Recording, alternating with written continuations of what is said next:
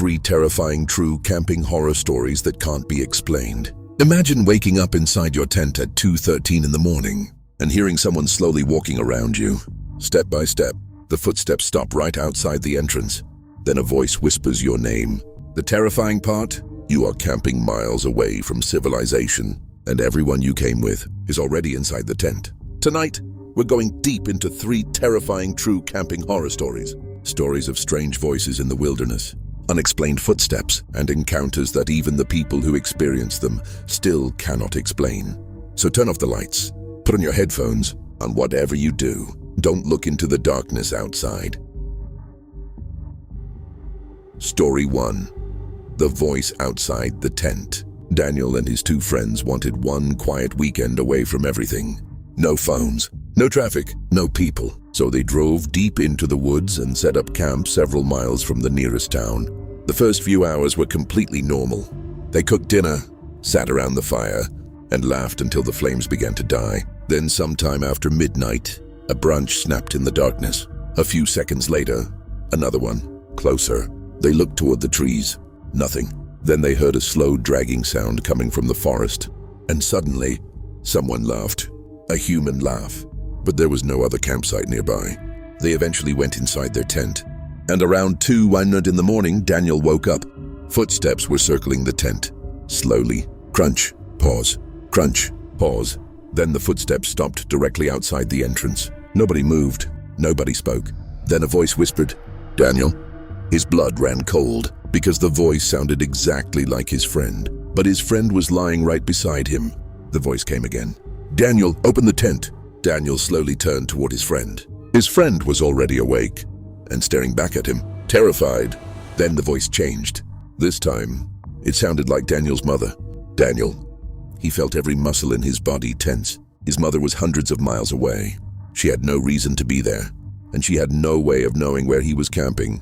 The voice whispered again, "Open the tent." Then something moved outside. A shadow appeared on the thin fabric of the tent. It was tall, much taller than any of them, and completely still. The 3 friends stared at it. Nobody breathed. Nobody moved. Then the shadow slowly leaned toward the tent. Its head appeared to bend at an impossible angle, and the voice whispered, "I know you're awake." The men stayed frozen. For several seconds, nothing happened. Then the shadow disappeared. The footsteps began again, but this time they were moving away, slowly, step by step, until the forest became completely silent. The 3 friends didn't sleep for the rest of the night. At sunrise, they finally stepped outside, and that's when they saw the footprints. They circled the tent, again and again.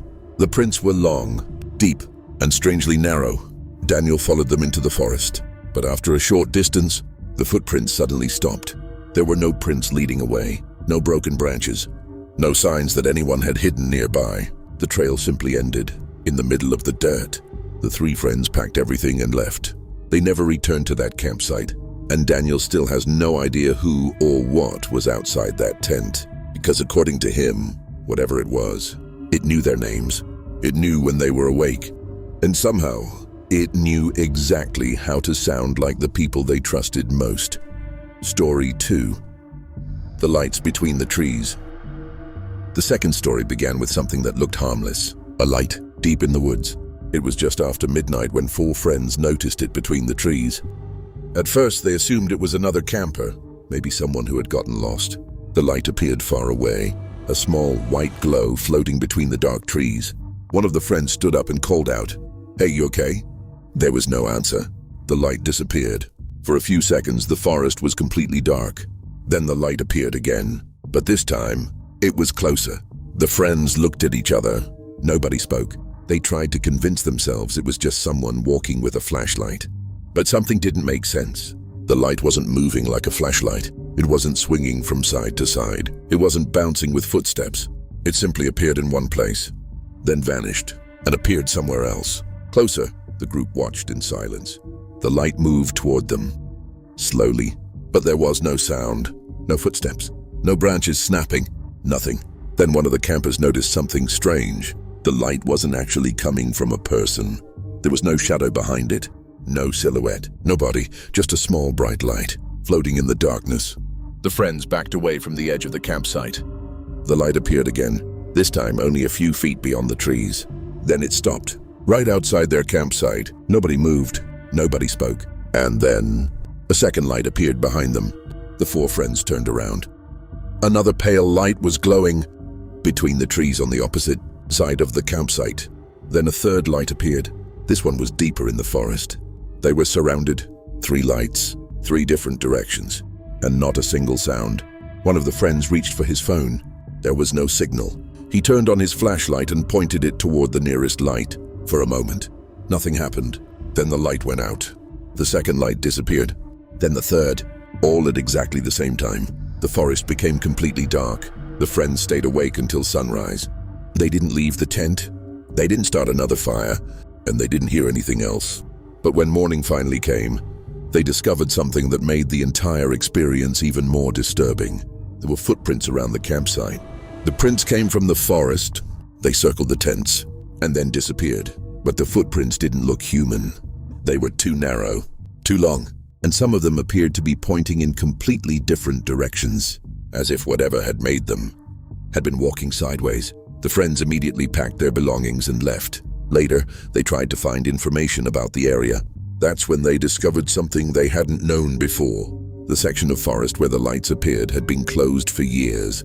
The trail was officially abandoned. No camping, no hiking, no access. And according to the park records, nobody was supposed to be there that night. To this day, the four friends still don't know what they saw. Some believe the lights were strange reflections. Others believe they were distant hikers. But the campers insist on one thing. There was no one there. No flashlights, no people, no explanation. Just 3 lights, appearing in the darkness, surrounding their campsite, and disappearing at exactly the same moment. Whatever those lights were, they were not alone in the forest that night. Story 3, the campsite that wasn't on the map. The third story happened during a solo camping trip. And unlike the first 2 stories, this one ended with something that still has no explanation. A man named Ethan had been planning the trip for months. He wanted to spend a few days completely alone. No friends, no noise, no distractions, just the forest. He chose a remote area surrounded by dense trees and mountains. The location was far from the nearest town, and according to the map, there had never been a stream there, and there had never been a clearing. The rangers searched the area for hours, but they found no tent, no backpack, no fire, nothing, except for one thing, a small pile of ashes. In the middle of the forest, Ethan never went camping again. And he still refuses to explain what he saw that night, because even years later, he insists that the campsite was real, the people were real, and the voice inside his tent was his own. But there is one detail that still makes the story impossible to explain. When the rangers checked the area, they found no footprints leading to the mysterious campsite, and no footprints leading away, not even Ethan's. It was as if, for a few hours that night, he had walked somewhere that was never supposed to exist. And something there had learned his name, Ending.